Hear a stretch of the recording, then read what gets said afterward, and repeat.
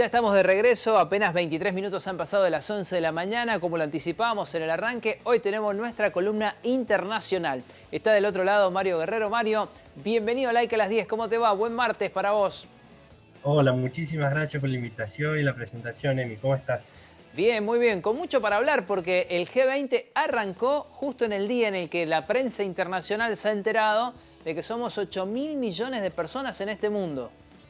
Sí, totalmente. Y no es un dato menor lo que vos haces referencia, porque muchos se preguntan qué es el G20, qué refiere, y lo interesante y lo primero que uno tiene que tener en cuenta es que esos 20 países que reúnen representan no solamente el 80% del PBI mundial, sino el 60% de la población mundial. Entonces, gran parte de la población mundial está representada en ese grupo, y entonces reúne a los países que tienen que tomar.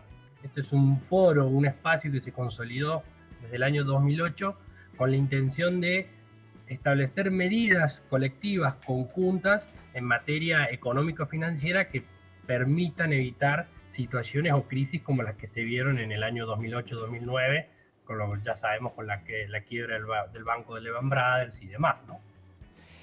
Mario, más allá de las cuestiones de salud, el presidente Alberto Fernández le da continuidad a su agenda allí en esta cumbre y ya se reunió con el presidente de China, uno de los grandes protagonistas en todas las cumbres, pero en esta me parece que en particular, ¿no? El mundo asiático y China va tomando un protagonismo muy importante.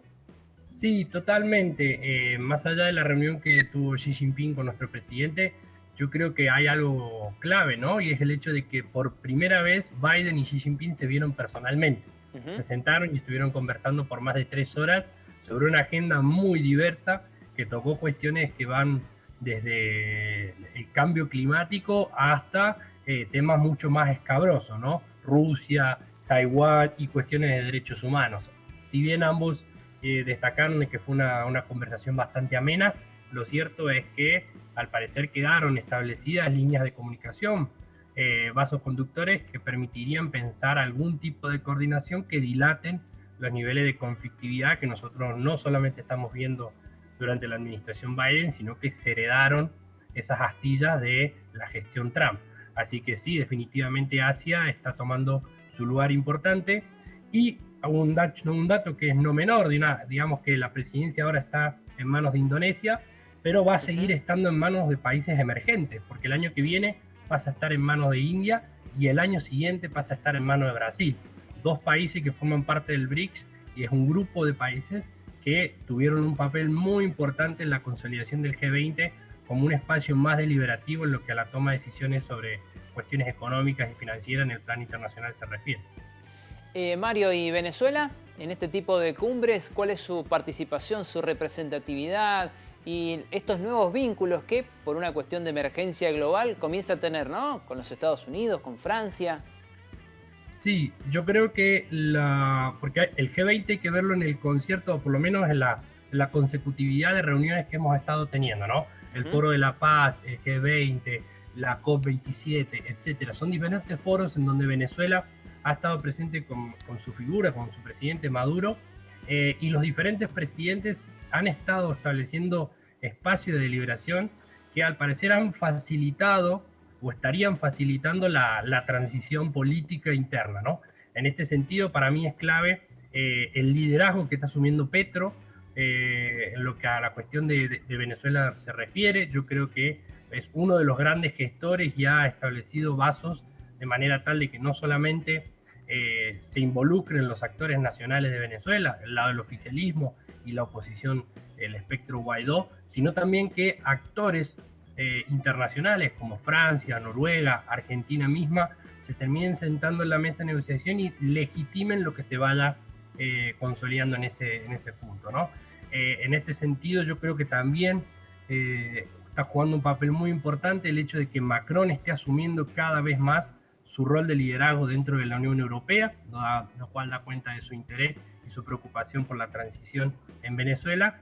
Y al parecer el primer paso vendría a ser resolver esta cuestión de las sanciones que tiene Venezuela, las cuales superan más de 700 sanciones que dificultan no solamente cuestiones económicas, sino cuestiones de movilidad social, etcétera, ¿no? Mario, para tomar real dimensión de lo que es una cumbre, y es una cumbre del G20, veía que en la previa había hablado incluso hasta el presidente de la FIFA, ¿no? Que había pedido una suerte de tregua entre Rusia y Ucrania en esta invasión que ya comenzó hace muchísimos meses, ¿no? Pero el presidente de la FIFA, que no es ni un país, es en realidad otra cosa, es el mundo del fútbol, también tiene implicancias en este tipo de encuentros donde los principales mandatarios de todo el mundo se reúnen. Sí, totalmente. Y forma parte, no solamente estuvo presente la FIFA, sino también estuvieron presentes otras organizaciones, como por ejemplo el ASEAN, que vendría a ser el principal espacio, un símil como el Mercosur, digamos, no como para entender más o menos de lo que estamos hablando, sino que se refiere a un acuerdo económico, una especie de zona de libre comercio en Asia, entre los países asiáticos, principalmente del Asia del Este, ¿no?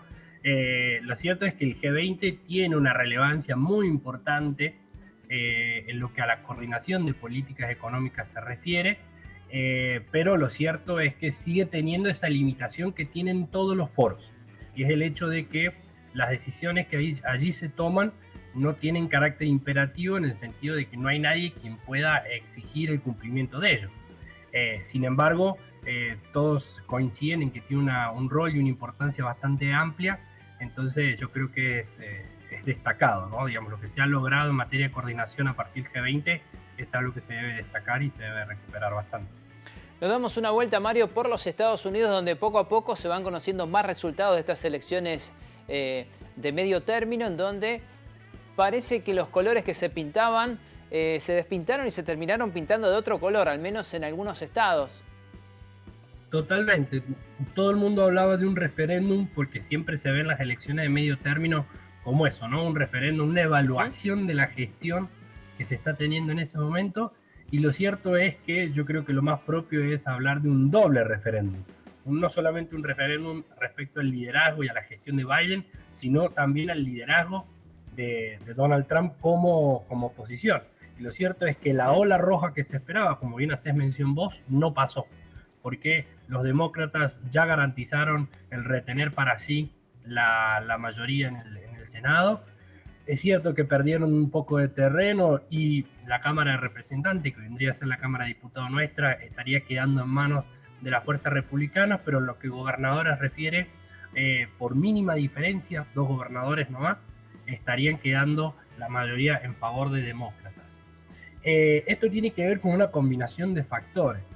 Principalmente, si bien Biden forma parte de los presidentes desde 1950 que peor nivel de aprobación tiene, lo cierto es que el hecho de que el electorado se haya aglutinado u ordenado detrás de cuestiones como el rechazo a los tipos de candidaturas que Trump y el trumpismo impulsaron, el mejor ejemplo es los Walker, ¿no? Digamos, Walker, el ex futbolista norteamericano, de fútbol americano, perdón, estaría compitiendo en las próximas semanas por Georgia, que es el estado que queda por definir.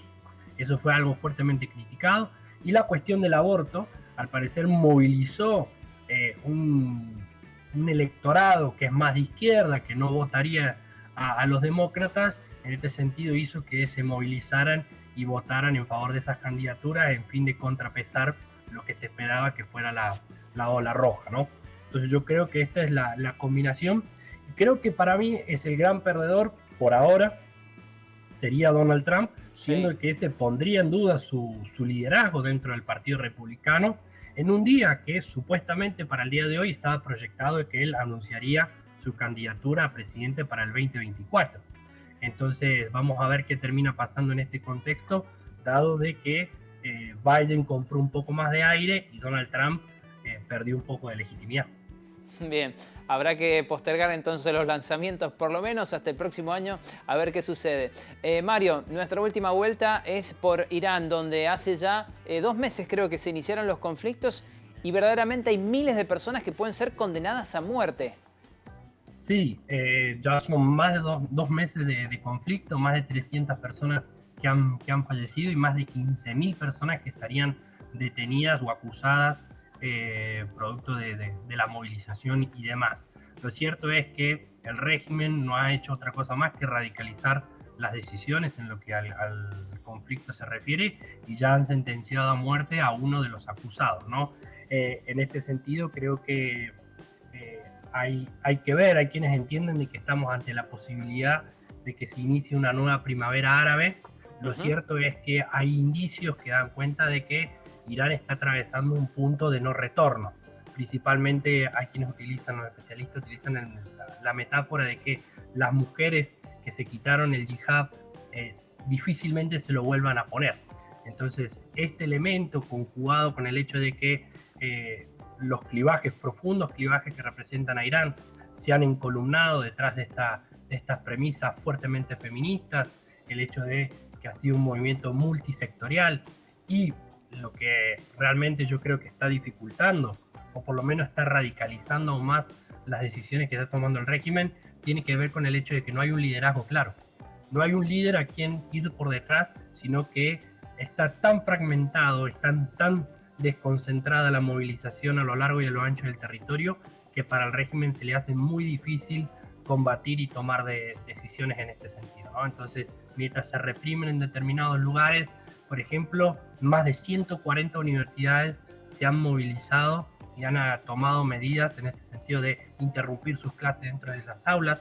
Por ejemplo, recordemos que por cuestiones del régimen, los varones y las mujeres tienen que estar separados y, por ejemplo, en las universidades se estaban dando clases en la calle y todos juntos. Entonces, hubo varios intentos por parte de la policía de la moral, la guardia de la moral, perdón, de tomar o restablecer el orden en esas universidades y fueron varias veces rechazados. Entonces, estamos en un país en donde la convulsión está tomando cada vez mayores niveles de radicalización. Mario, ¿y se cumple con la premisa mientras más represión, más rebelión? No sé, por ejemplo, como sucedió hace algún tiempo en Chile. Y la pregunta es, ¿existen peligros externos si la inestabilidad se profundiza? Sí es cierto, cada vez hay mayor movilización porque se están cada vez incluyendo más sectores. Yo creo que es la particularidad en lo que tiene que ver a movilizaciones anteriores. Por ahí eran más focalizadas, más concentradas o más orientadas a una cuestión. La particularidad que tiene esto es que es una premisa fuertemente feminista, la cual está ordenando todo tipo de clivajes o los principales grandes clivajes del territorio iraní. Entonces esto cada vez convoca a más mujeres, a más actores, a más sindicatos, entonces es algo difícil de controlar. Lo cierto es que en lo que a intervención se refiere, lo único que estamos viendo por el momento es una mayor radicalización o por lo menos una profundización en las sanciones para con Irán. La Unión Europea está tomando fuertes decisiones en este sentido, está prohibiendo el ingreso de autoridades que ellos definen como los responsables de la represión, está negando visas, está inmovilizando bienes, está prohibiendo exportación de productos, principalmente exportación de productos desde Europa hacia Irán, ¿no? Productos que puedan estar relacionados o puedan ser utilizados en la represión, etc. Entonces son más sanciones a las que ya Irán tiene de por sí con cuestiones anteriores. Entonces por el momento es en lo que estamos viendo. Yo no sé qué tipo de intervención podríamos llegar a tener, siendo que la Unión Europea ha sido reticente en la intervención directa militar, ¿no? Claro. En el conflicto ucraniano, no sé qué tan o cuánta movilización puede llegar a tener el hecho de intervenir militarmente en Irán, ¿no? Entonces yo creo que por ahora estamos en el plano de las sanciones y es lo que vamos a seguir viendo. Bien, bueno, muy atentos a lo que ocurre entonces ya para el cierre de este 2022 con este conflicto que ya lleva más de 2 meses. Mario, muchísimas gracias por este contacto y por toda la información. Te mandamos un abrazo grande. No, por favor, mi gracias a usted y siempre a disposición. Salud. Muchas gracias. Allí pasó Mario Guerrero, nuestro analista en política internacional. A propósito de los 8.000 millones de seres humanos en el mundo, el sitio y la cuenta de Un Mundo Inmenso, que está muy bueno, el canal de YouTube, si ustedes quieren lo pueden ver. Hay información sobre todo el mundo. Nos da algunos datos, ¿no? Acerca de estos 8.000 millones de seres humanos que habitamos nuestra Tierra. El 87% sabe leer y escribir. El 57% vive en zonas urbanas. El 6% tiene como idioma nativo el español. El 25% de estos 8.000 millones de seres humanos en el mundo tiene menos de 15 años. Algunos de los números de de este mundo, con 8.000 millones de personas. Vamos a hacer una nueva pausa, nos queda tiempo para un contenido más. Ya volvemos con otra propuesta artística para disfrutar aquí en la provincia de Mendoza. No se vayan, ya venimos.